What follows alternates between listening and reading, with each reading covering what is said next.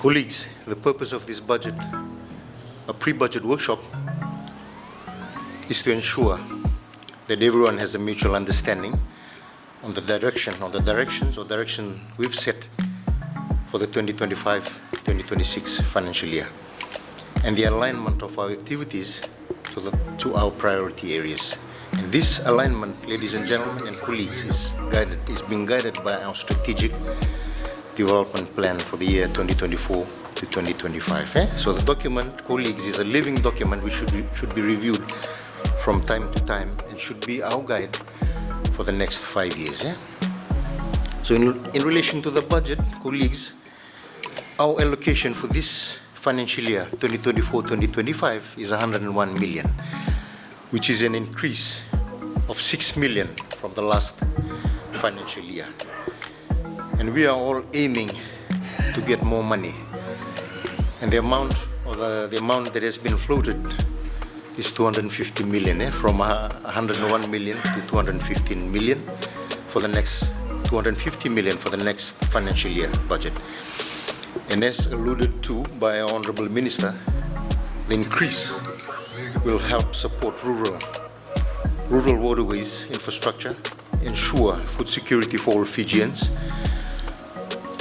assist with agricultural diversification, and focus on value addition of all our agricultural crops and livestock products, and continue to provide support to our food processors and exporters. And with our exporters, there would be no, our exporters, there would be no foreign exchange earned for our country. And the same goes for our farmers who continuously grow and crops and raise livestock to supply our products and produce to those exporters. Now, ladies and gentlemen, in relation to our budget proposals and our PSIPs, I've been notified by the EPNS team that we have so far received 12 new programs, which will be added on to our current portfolio of 103 existing programs. And those also include the grants. So at the same time, colleagues, while we're looking at all these programs, we will also be looking at streamlining them. So we will streamline the number of current programs by consolidating them into a unified PSIP. And this is something that you are all working on at the moment.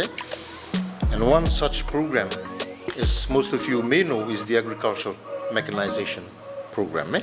So early on this year, we had made up a policy on that, and that had been approved and circulated. So this mechanization program will include farm access roads, the flatland development program, the procurement of small machines, land clearing, and machinery. So this adjustment, colleagues, aligns with agricultural mechanization policy guideline, as I mentioned, approved earlier this year, and which aims to enhance efficiency and coordination, enhance implementation, utilization, monitoring, and achieving significant impact on the ground. As we all know, most of our programs at the moment, for example, machines. We have machines sitting with extension, we have machines sitting with the Waterways division and other programs, and we also have machines that are being sourced, through outsourcing. So coordination is quite limited at the moment, so we need to coordinate better. So these are one of the things that we are trying to do now, is to try and bring them all under one umbrella. For mechanization, we have all of them coming together.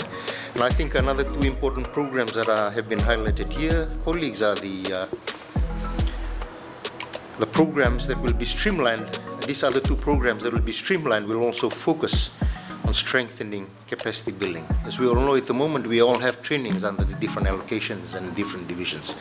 So we need to be able to coordinate them in a better manner. And also the e-agriculture initiatives. So through the consolidation of all training activities, as well as the ICT initiatives, this is also going in all directions at the moment. For example, if you want to buy equipment or laptops or computers, every division is coming up with a request. And sometimes it doesn't even come through the IT division. So we need to be able to coordinate this better. We need to buy them, if we can do them, all consolidated under the IT division, then we can have an idea where this equipment are sitting. At the moment, there's so many purchases we've done, we don't know where they are sitting, we don't know what the condition of those equipment are. Okay, so that's another reason for trying to consolidate the other two programs that I've just mentioned. And I won't go over the details on the other new capital programs. However, I urge you to take note that the Ministry is committed to supporting agricultural development that will continue to accelerate the process of transitioning smallholder farmers to commercial levels and to strengthen the entire food value chain systems. And our colleagues, in relation to the National Development Plan, I think most of us know that earlier on in the year, the Ministry of Finance came over to do a presentation on their National Development Plan.